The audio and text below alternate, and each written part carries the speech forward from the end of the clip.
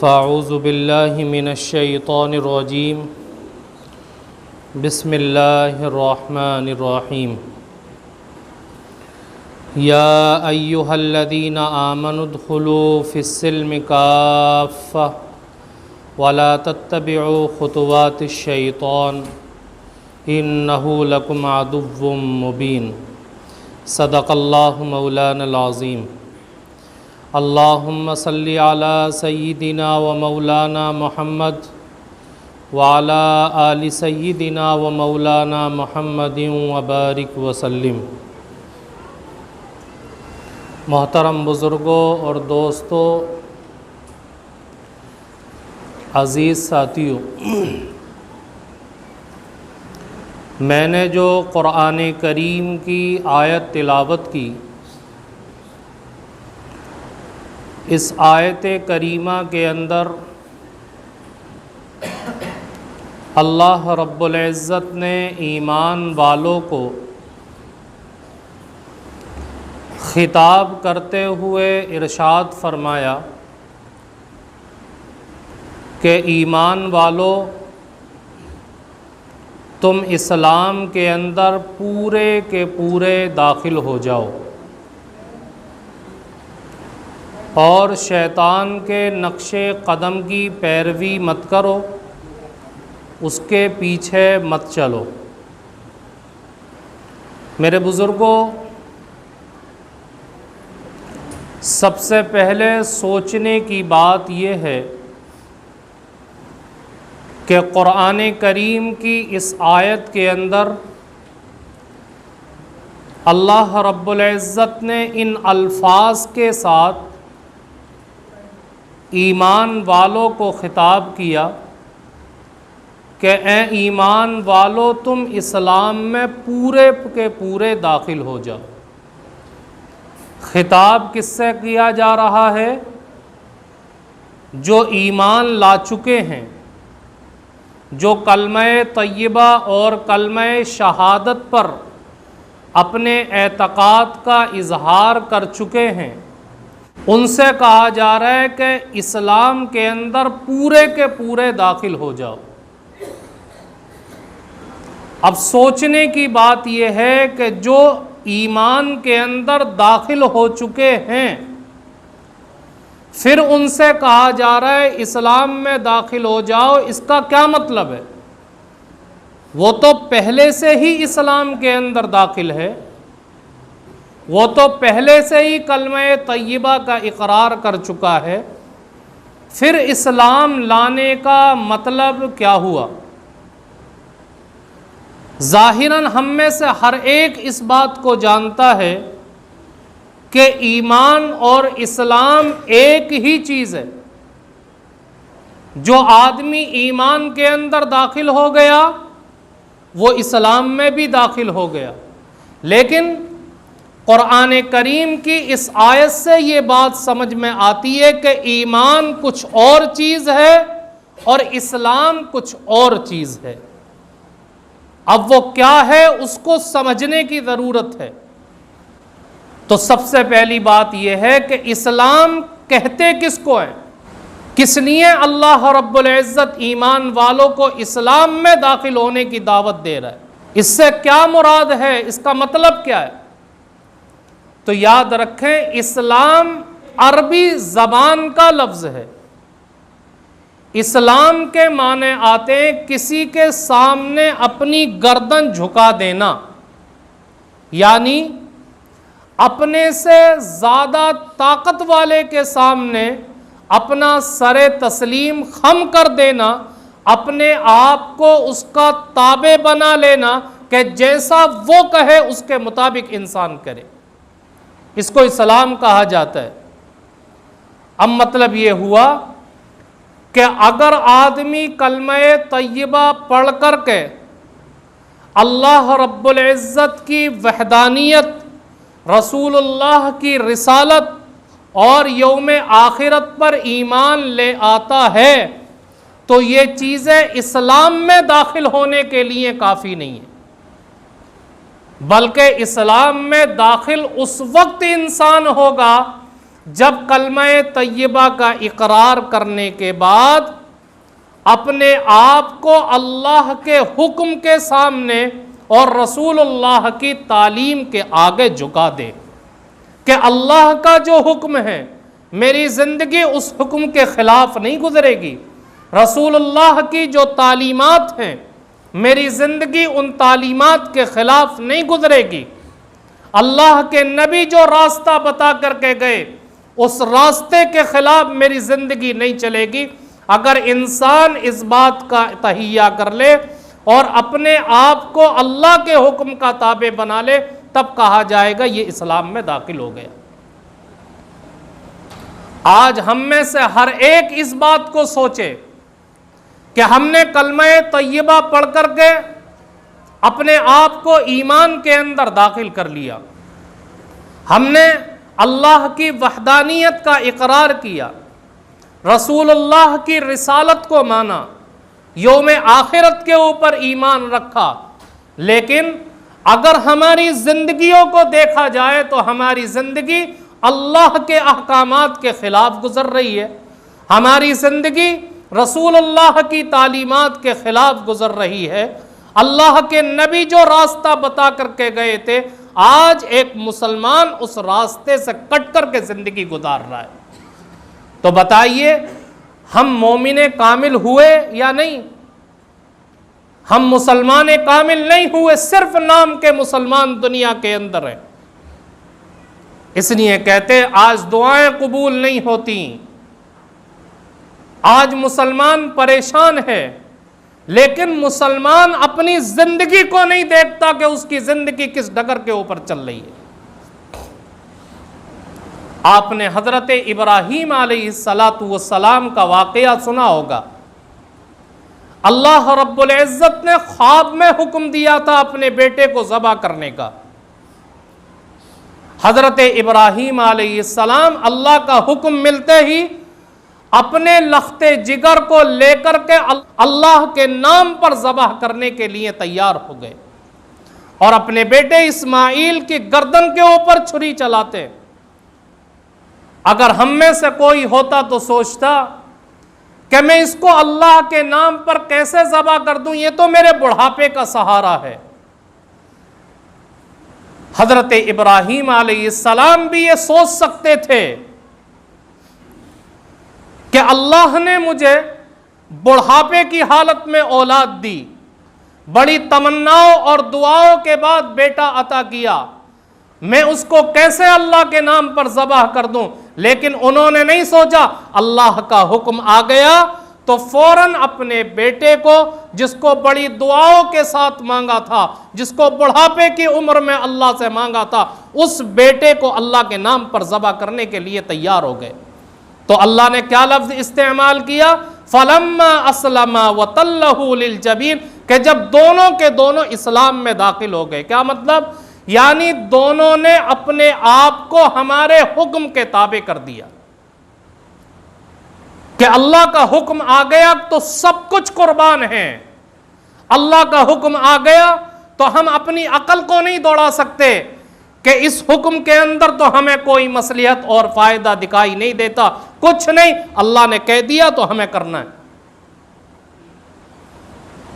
آج ہماری زندگی کے اندر کتنے اللہ کے احکامات ٹوٹتے، صبح سے لے کر شام تک اپنے وقت کا جائزہ لے کر کے دیکھیں، شام سے لے کر صبح تک اپنی رات کا جائزہ لیں اور سوچیں اس بات کو کہ ہماری زندگی کے اندر اللہ کے کتنے حکم پورے ہوئے، کتنے ٹوٹے۔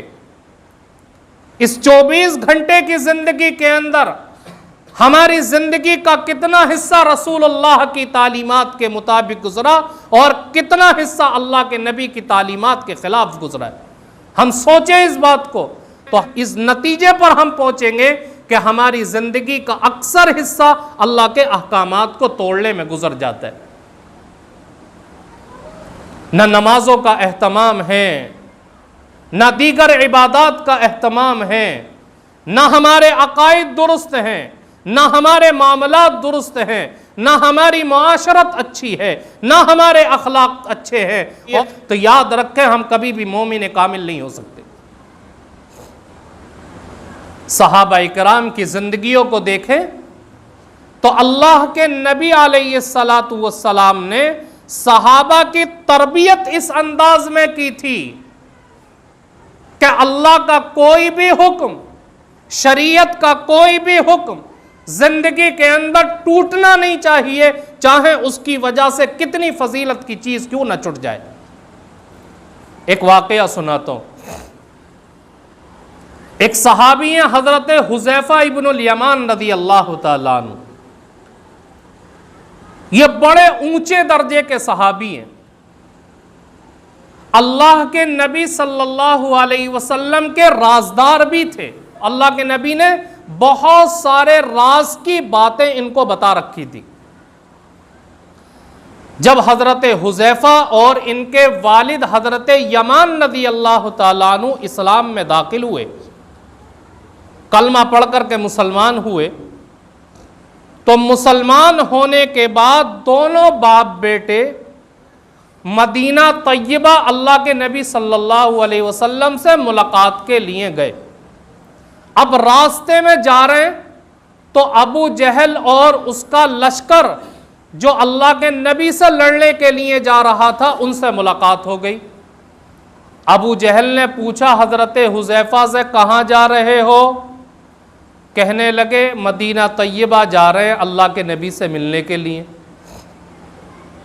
کہا ابو جہل نے کہ پھر تو ہم تمہیں جانے نہیں دیں گے۔ کیوں؟ اس لیے کہ اگر تم اللہ کے نبی سے ملنے جا رہے ہو تو وہاں جانے کے بعد ان کے ساتھ مل کر ہم سے لڑنے کے لیے میدان میں آؤ گے، کیونکہ ابو جہل لڑنے جا رہا تھا، غزوہ بدر کا موقع تھا۔ تو کہنے لگا کہ ہم تمہیں نہیں جانے دیں گے۔ حضرت حذیفہ رضی اللہ تعالیٰ عنہ نے کہا کہ ہمارا مقصد صرف اللہ کے نبی سے ملاقات اور آپ کی زیارت ہے، ہمارا مقصد تم سے لڑنا نہیں ہے۔ ابو جہل نے کہا وعدہ کرو کہ ہم سے لڑنے کے لیے میدان میں نہیں آؤ گے۔ حضرت حذیفہ اور ان کے والد نے ابو جہل سے وعدہ کر دیا کہ ہم وعدہ کرتے ہیں ہم تم سے لڑنے کے لیے میدان میں نہیں آئیں گے۔ ابو جہل نے ان کو چھوڑ دیا۔ اب یہ جانے لگے، ابھی مدینہ طیبہ نہیں پہنچے تھے کہ راستے میں اللہ کے نبی بھی ان سے جنگ کے لیے آ رہے تھے۔ غزوہ بدر کا موقع تھا، ابو جہل اپنا لشکر لے کر کے جا رہا تھا، اللہ کے نبی صحابہ کا لشکر لے کر کے آ رہے تھے۔ راستے میں ملاقات ہو گئی، انہوں نے اللہ کے نبی سے سارا واقعہ سنایا۔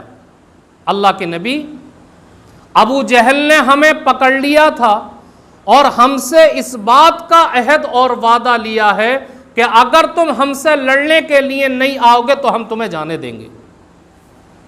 کہتے ہیں اللہ کے نبی ہم نے وعدہ کر لیا تو اس نے ہمیں آنے دیا۔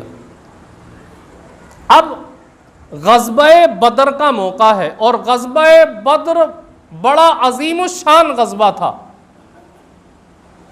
اللہ کے نبی نے بڑی فضیلتیں بیان فرمائی غزوہ بدر کے بارے میں، اور جو لوگ غزوہ بدر کے اندر شریک ہوئے تھے اللہ کے نبی نے دنیا کے اندر ان کو جنت کی خوشخبری سنائی۔ بدر میں شریک ہونے والے صحابہ کرام کا مقام صحابہ کرام نے سب سے اونچا درجہ رکھتا ہے، تو اتنی فضیلت والا غزوہ۔ تو حضرت حذیفہ کہنے لگے اللہ کے نبی، ہم نے تو ابو جہل سے وعدہ ڈر کی وجہ سے کر لیا تھا کہ وہ تلوار ہماری گردن پہ رکھ کر کے ہم سے وعدہ لے رہا تھا۔ اللہ کے نبی وہ تو ہم نے تلوار کے ڈر سے وعدہ کیا تھا، یہ تو فضیلت والا غزوہ ہے، آپ اس غزوے کے اندر ہمیں شریک ہونے کی اجازت دے دیجیے۔ اللہ کے نبی کہتے ہیں کہ نہیں حذیفہ، تم ابو جہل سے وعدہ کر کے آئے ہو، اس وعدے کا پورا کرنا تمہارے اوپر لازم ہے، تم اس غزوے کے اندر شریک نہیں ہو سکتے۔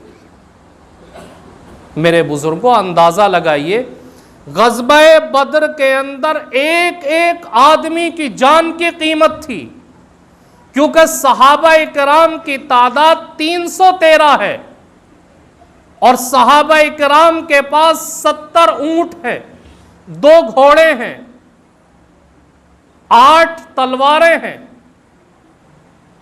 اور باقی جتنے صحابہ کرام ہیں کسی کے پاس ڈنڈا لاٹھی ہے، کسی نے اپنے ہاتھ میں پتھر اٹھا رکھا ہے، اور کس سے لڑنے جا رہے تھے؟ 1000 کے مسلح لشکر سے لڑنے کے لیے جا رہے ہیں۔ تو ایک ایک آدمی کی قیمت تھی۔ اللہ کے نبی چاہتے تو دونوں باپ بیٹوں کو غزبے کے اندر شامل کر لیتے تاکہ مسلمانوں کی تعداد بڑھ جائے، لیکن اللہ کے نبی نے کہا کہ نہیں حذیفہ، تم ابو جہل سے وعدہ کر کے آئے ہو کہ ہم تمہارے مقابلے کے لیے لڑنے میں نہیں آئیں گے، اس لیے تم اس وعدے کو پورا کرو اور تم جنگ کے اندر شامل نہیں ہو سکتے۔ آج تو ہماری زندگی کے اندر کتنے وعدے ٹوٹتے ہیں، ہماری زندگی کے اندر کتنی خلاف ورزیاں ہوا کرتی ہیں، کبھی ہمیں اس کا پاس و لحاظ نہیں ہوتا، لیکن اللہ کے نبی نے اس کا پاس و لحاظ رکھا۔ کیوں؟ اس لیے کہ جو جنگ ہونے جا رہی تھی اس جنگ کے اندر کسی ملک کو حاصل کرنا مقصود نہیں تھا، مال و دولت کو حاصل کرنا مقصود نہیں تھا، بہادری دکھلانا مقصود نہیں تھا، بلکہ اس غزبے کے اندر حق کو سربلند کرنا مقصود تھا، اللہ کو راضی کرنا مقصود تھا۔ تو اللہ کے نبی نے یہ تعلیم دی حضرت حذیفہ کو کہ تم حق کو بلند کرنے کے لیے لڑنے آؤ گے ایک وعدے کو توڑ کر کے، تو یہ تو گناہ کر کے تم اللہ کو راضی کر رہے ہو، ایسا نہیں ہو سکتا، اس لیے تم اس غزوے کے اندر شامل نہیں ہو سکتے۔ میرے بزرگوں، یہ تھا اسلام کے اندر داخل ہونا کہ زندگی میں کوئی کام ایسا نہ ہو جو شریعت کے خلاف ہو۔ حضرت حذیفہ نے اس وعدے کی خاطر فضیلت والے غزوے کے اندر شریک نہ ہو سکے اور غزوے کے اندر شریک ہونا چھوڑ دیا۔ ایسے ہی حضرت عمر رضی اللہ تعالیٰ عنہ نے جب بیت المقدس کو فتح کیا ہے تو وہاں کے عیسائیوں اور یہودیوں سے اس بات کا عہد کیا تھا کہ ہم تمہارے جان و مال کی حفاظت کریں گے تو تمہیں سال کے اندر ٹیکس ادا کرنا پڑے گا۔ وہاں کے عیسائی اور یہودی سال میں حضرت عمر رضی اللہ تعالیٰ عنہ کو ٹیکس ادا کیا کرتے تھے، جزیہ، اور یہ مسلمان ان عیسائیوں اور یہودیوں کے جان و مال کی حفاظت کرتے تھے۔ ایک مرتبہ کسی دوسری طرف جنگ جاری تھی، مسلمانوں کے لشکر کی ضرورت تھی، کسی نے کہا بیت المقدس کے اندر جو مسلمانوں کا لشکر ہے عیسائیوں اور یہودیوں کی حفاظت پر مامور ہے، اس کو وہاں سے بلا کر کے وہاں لگا دیں۔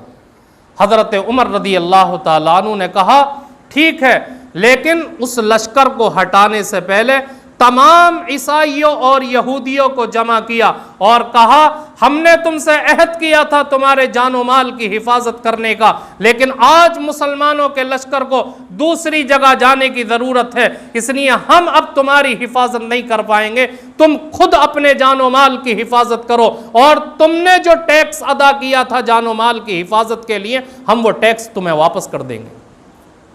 چنانچہ وہ ٹیکس حضرت عمر رضی اللہ تعالیٰ عنہ نے ان کو واپس کر دیا۔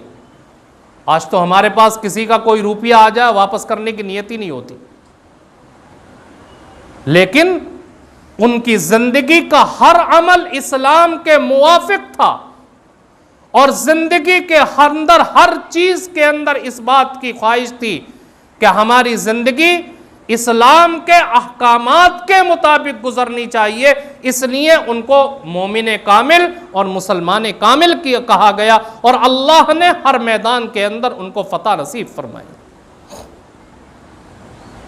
آج ہماری زندگی کے اندر وہ سارے احکامات ٹوٹ رہے، اس لیے میرے بزرگوں ہمیں چاہیے کہ ہم اپنے آپ کو اسلام کی تعلیمات کے اوپر ڈھالنے کی کوشش کریں اور اپنی زندگی میں دیکھیں کہ جو احکامات اللہ کے ٹوٹ رہے ہیں ہم ان احکامات پر عمل کرنے کی کوشش کریں تو ہم بھی مسلمان کامل کی فہرست میں آ جائیں گے۔